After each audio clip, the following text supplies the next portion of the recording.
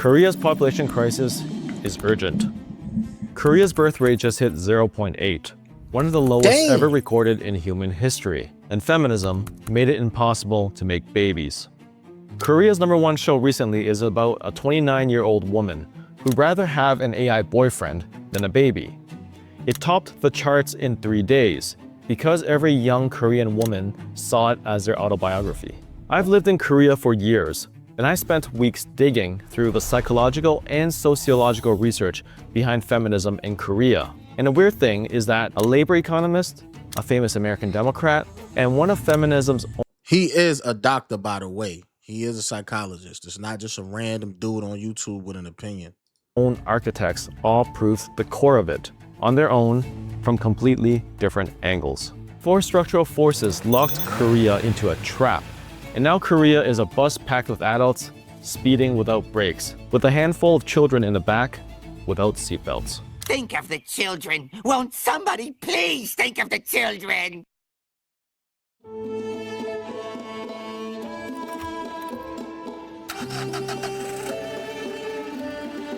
Korea's population is projected to shrink from 52 million to 36 million by 2072. Its total fertility rate hit 0.8 in 2025, one of the lowest on the planet. Seoul is even worse at roughly 0.63, and about half of the country lives in Metro Seoul. For context, the US birth rate is 1.6, France is at 1.56, and Japan is at 1.15. Yet Korea is still a third below even Japan. But here's a stat that locks it in. France has nearly 6 in 10 births happening outside marriage. The UK is about 1 in 2. Korea? 5%. And if you're not married in Korea, you're almost certainly not having kids. And about 3 in 5 women aged 30 to 34 are unmarried. That's why Korea's fertility collapse is structural. The birth crisis is a marriage crisis, the marriage crisis is an economic crisis, and the economic crisis is a gender crisis. Now, I've already made a full video about Korea's gender war that stops them from getting married, so you can watch it here. This video is about the feminist ideology that built the battlefield for the gender war. And before you crucify me for criticizing the last century's golden calf, when I say feminism in this video, I don't mean women shouldn't have rights. I mean the specific policy package Korea runs under the ideology. Niggas do that. They gotta explain and be politically correct. If you don't have the common sense to know that this person's not being facetious or having any malice when they use the word, then you're not mature enough to even be. You should never even click on a video like this to watch. The unholy alliance between feminism and corporatism. That's the machine. And each gear helps lock the next one in place. We'll get to that. The feminist masterpiece. Remember that 29-year-old? That's Mireille from Boyfriend on Demand. Blackpink's Jisoo played a 29-year-old webtoon producer who subscribes to a virtual boyfriend, a fake relationship she can control on her schedule with none of the risk. But Mireille's exhaustion didn't come from nowhere. Western feminism was born in 19th century Europe and refined in 20th century America. And it was exported to a culture that compressed centuries of modern change into 30 years. The West took roughly 5 generations to bring women into the workforce. Korea did it in 1. And feminism was imported wholesale at the same time as the economic miracle. So let's take a quick stroll down K-feminism memory lane. Korea passed the Equal Employment Opportunity Act in 1987, the first gender discrimination law on the books. But it barely mattered in a country where most women resigned when they got married.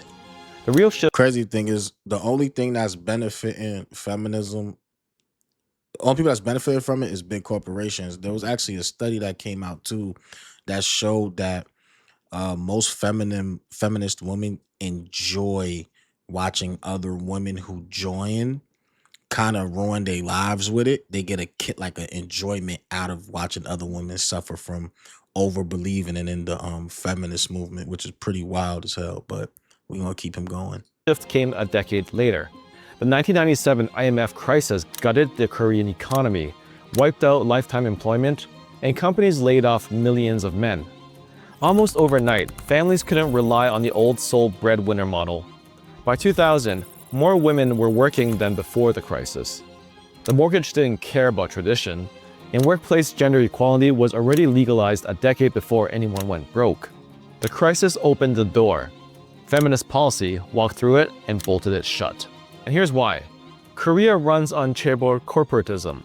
Chaebols are massive family-controlled South Korean corporate conglomerates that dominate the national economy. Samsung alone accounts for roughly a fifth of the country's GDP, and the top 5 chaebols together make up over half.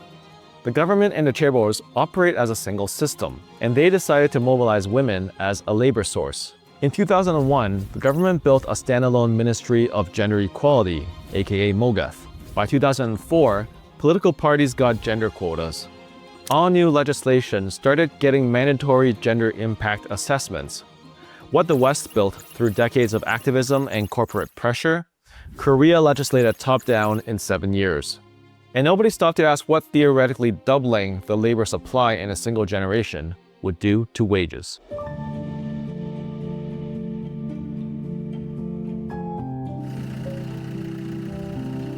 So the discourse goes like this. Feminism doubled the workforce and halved wages.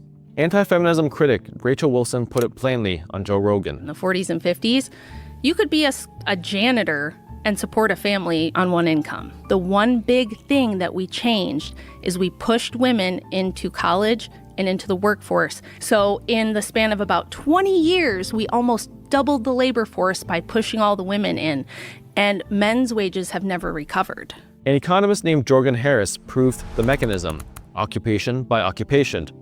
He tracked 50 years of US Census data and built a way to isolate the supply shock itself, stripped of everything else. And the numbers were clear. For every 10 percentage point increase in the female share of an occupation, male wages dropped 8% and female wages dropped 7%. Over a decade, male wages fell 9% and female wages fell 14%. Let's look at how this played out in Korea. 20 years ago, Korean men held more degrees than women. Today, about 3 in 4 women hold degrees, overtaking men at 3 in 5. The workforce feminized faster than anywhere in the developed world. And the wage data shows exactly what Harris would predict. Korean productivity rose nearly 47% between 1995 to 2015, but real wages only rose 27%. Youth wages rose just 6% in 7 years. Feminism got the credit, while families got the bill. And the result is what Elizabeth Warren wrote a whole book about in 2003, the two-income trap. When most families have 2 earners, the market adjusts. Sure, life becomes super affordable at first, but housing, childcare, rent, everything reprices upward to absorb both salaries. And once that happens, the trap locks shut. A single income can no longer... It's crazy. This shit just show you life is a scam. Like, look, we able to both put our money together if that's what we choose to do, even though, you know, a lot of people... That's if you're a female making a lot of money, in most cases, not all, you're probably going to want... You get where I'm going, but that's not the point of this video. But you can see how it's like, yeah, you thought you was about to have a more affordable life. We upping everything on them real quick. Go up on them. Economy, go up on these niggas. Cover what it used to, because the entire economy now assumes there are 2. And children are expensive, and it costs $300,000 US to raise 1 child in Korea from birth to 18 years old, which is about 8 times the average person's annual income. So now, nearly 6 in 10 Korean families with children need 2 incomes. And once the trap locks shut, the ideology becomes invisible, because now it just looks like economics. By the way, if you like deep dives like this, don't forget to like and sub. So like fish in the water, nobody thinks they're living inside a feminist policy framework. They just think rent is expensive. But there's a cost that didn't get split evenly.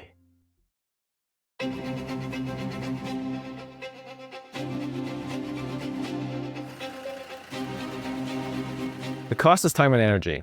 And by now, everyone knows women do more routine housework than men, even though men do more sporadic ad hoc housework. And Korea's version has a unique spin. In 2014, university-educated Korean mothers with young children spent 230 minutes a day on childcare.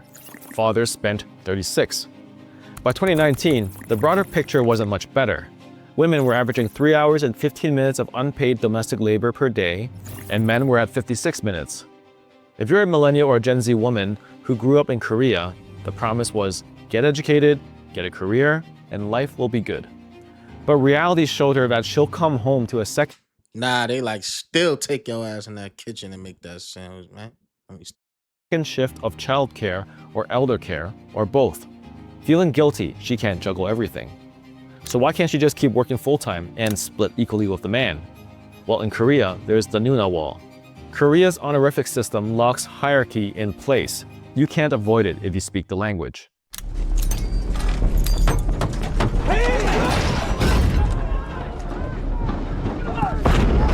Every relationship has its own word, based on age and gender. When I was a teacher in Korea, orientation taught us that when students meet for the first time, the first thing they figure out is everyone's age. Because they need to know which words to use, the workplace is no different. A younger boss can't give a Nuna a performance review without feeling like a nephew correcting his aunt at dinner. And messing up honorifics can be disrespectful in Korean workplaces. In fact, workplaces are now mandating workarounds like using English names. But then you face another challenge, since everyone's called David Kim, Lee, or Park. Sorry, couldn't resist. David Kim is a valuable asset for this company, and we're not going to delete him. True story. I have friends in Korea who hit the Nuna wall and quit because work opportunities became limited, but the family still needed her income. So now she's raising the kid, caring for her parents 3 hours outside Seoul, and adding gig or temporary work when possible. And her story isn't unusual.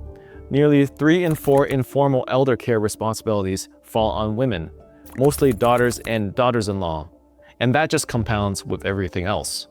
And this isn't just Korea. Economists Betsy Stevenson and Justin Wolfers documented it in 2009. Across every industrialized country they measured, women's happiness had been falling for 35 years straight, even as their rights, wages, and opportunities improved. The more women gained on paper legally and economically, the worse they felt in reality. And Korea is the most extreme version of that pattern. Kaiser and colleagues measured it in 2025. They looked at how people evaluate their lives and how they actually feel day to day at the same time, across the world, over 50 years. And they found that women consistently report higher life satisfaction than men. But their daily negative emotions, stuff like stress, sadness, anxiety, physical pain, have gotten significantly worse compared to men. The paper names South Korea as a textbook case. Korean women rate their lives nearly half a point higher than Korean men on a 10-point scale, and they report worse daily stress, sadness, and worry. And here's what makes it crueler. For decades, feminist theory told women that wanting to stay home with their children was patriarchal conditioning dressed up as instinct. But data from 76 countries says that was wrong. Every major study across 200,000 people found the same thing. The richer and more equal a country gets, the more men and women split toward traditional preferences. Men lean towards working with things, women lean towards working with people and caregiving. These preferences are real, they're measurable, and they get stronger when women have the financial means and legal right to choose. But Korea's an outlier. It's as rich as Germany, but its gender preference gap looks more like Greece or Thailand. And this is where the two-income trap meets Korea's labor market. Korean work culture doesn't have a flexible gear. Companies expect 50-plus hour weeks, so when a woman wants to scale back, she can't. She either works full chaebol hours or drops out entirely. There's no solid middle ground. And dropping out means the two-income trap eats her family alive. And a system that pushed her there, it's still running.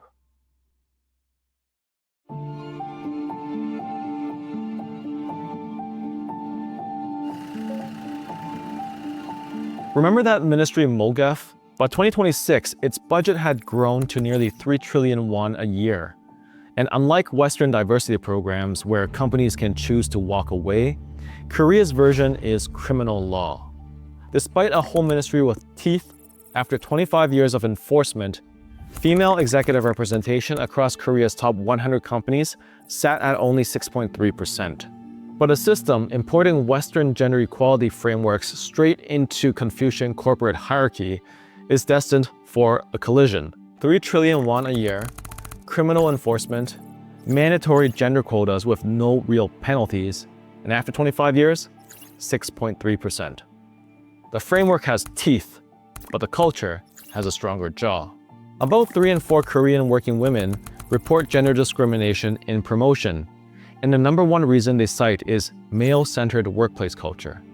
Promotions, deals, and loyalty are still built at 회식, after-work drinking sessions that can hurt your career if you skip.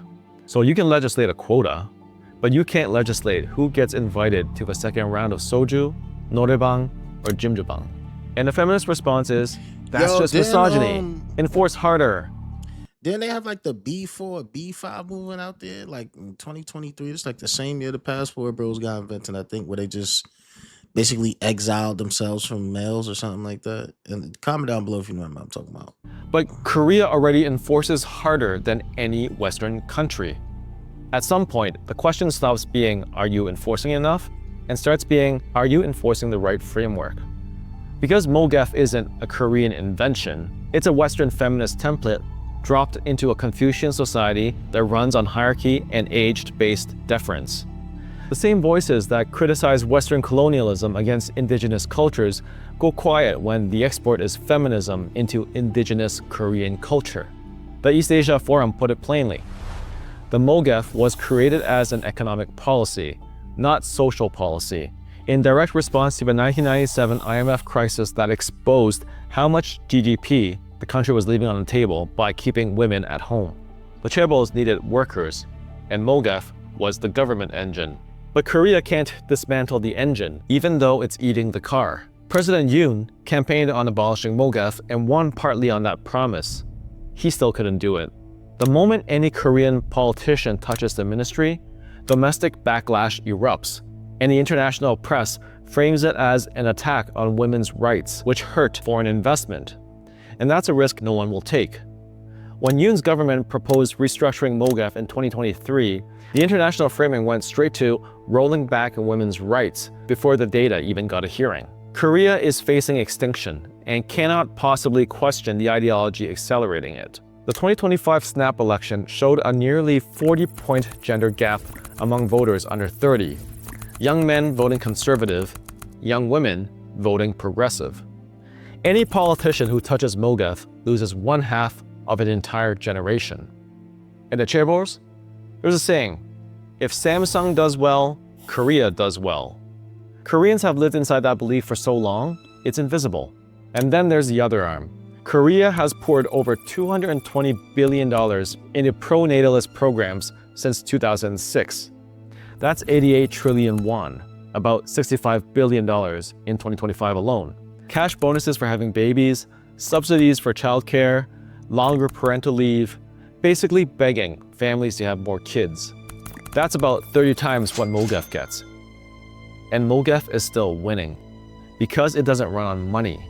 It runs on the same fuel that drives DEI programs in the West: ideology, shaming, and a stick.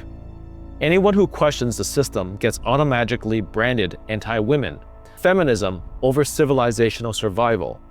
And the chaebols are happy to let it ride, because they collect on both ends. More workers keeps wages low, and chaebol jobs pay roughly 60% more than small and mid-sized companies, so everyone's fighting to get in. That's the labor side. But the money she earns goes right back to them. Chaebol priced rent for chaebol-owned apartments. Chaebol run daycare so she can keep working chaebol hours. Her salary becomes a pass-through instead of wealth. The elite don't have a fertility problem. They have nannies, family offices, and options. And That in fact, shit this is crazy, blew bro. my There's mind. no way. More than half of all I don't care what you was, feminist. There's no way you gonna see something like that and just flat out ignore something of that magnitude, man. That's crazy. Korean babies born in the last decade were born to the top third of earners. The bottom third? 9%. So for the elite, it's everyone else's kids who aren't being born. The system works perfectly for the chaebols who designed it and fund their candidates. And the people running chaebols are untouchable. 6 of the 10 largest chaebol leaders have been convicted of white-collar crime. Most were pardoned or had their sentences cut. They're too big to jail. So they keep feminism going to keep wages down and prices up and maintain fatter margins. And the women who figured out they were inputs did the only rational thing left. They did the math.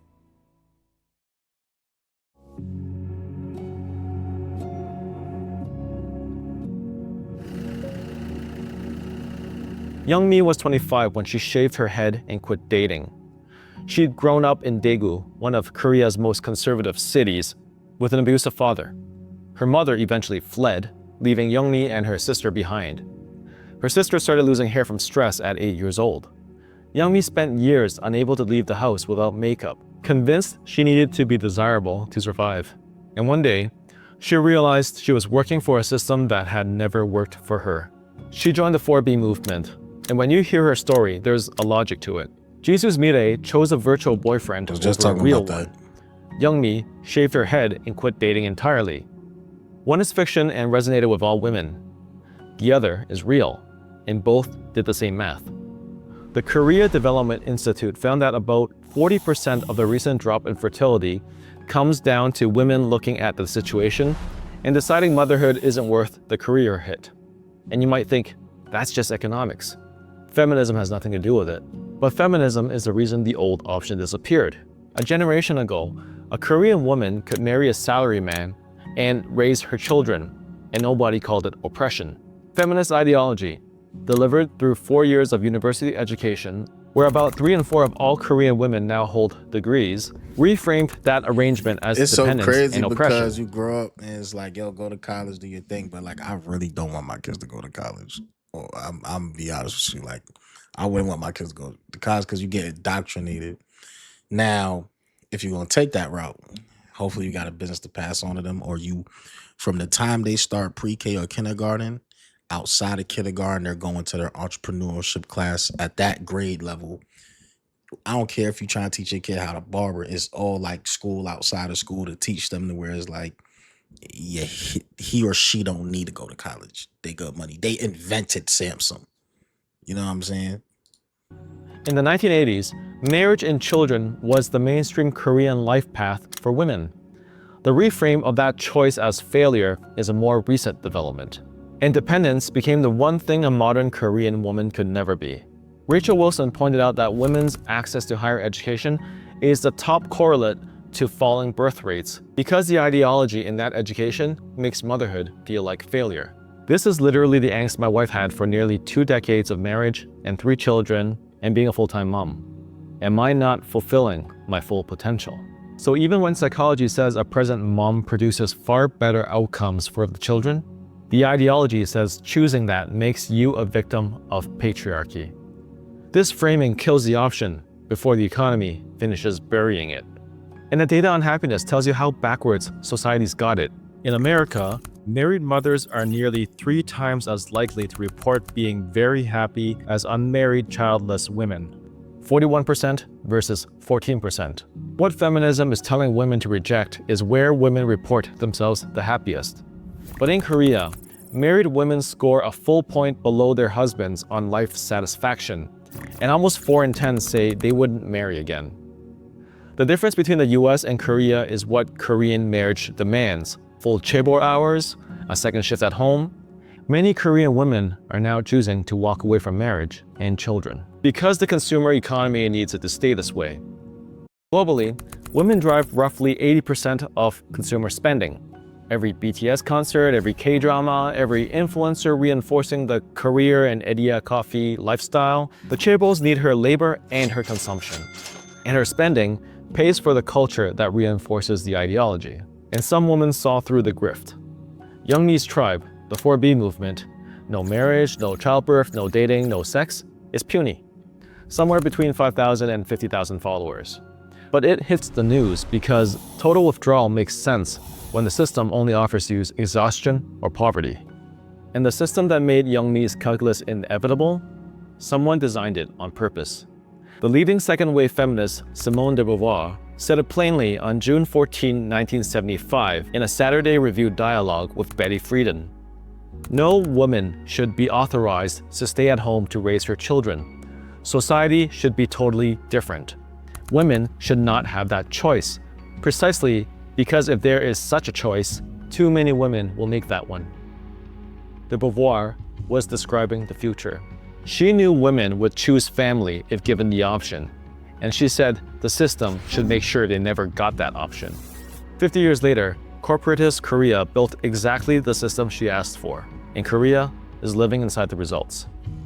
As author Louise Perry put it, traditions are experiments that worked. In Korea, under duress, rejected traditionalism and implemented feminism wholesale, running it at 5 times the speed. And the results of 0.8 total fertility rate are in. But this goes beyond Korea.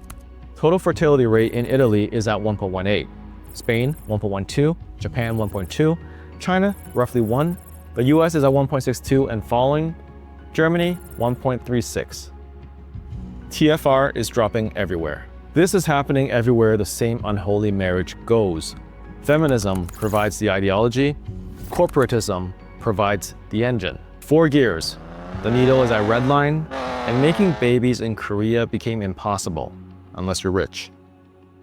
If you like this video, you'll like this one. And if you made it this far, don't forget to like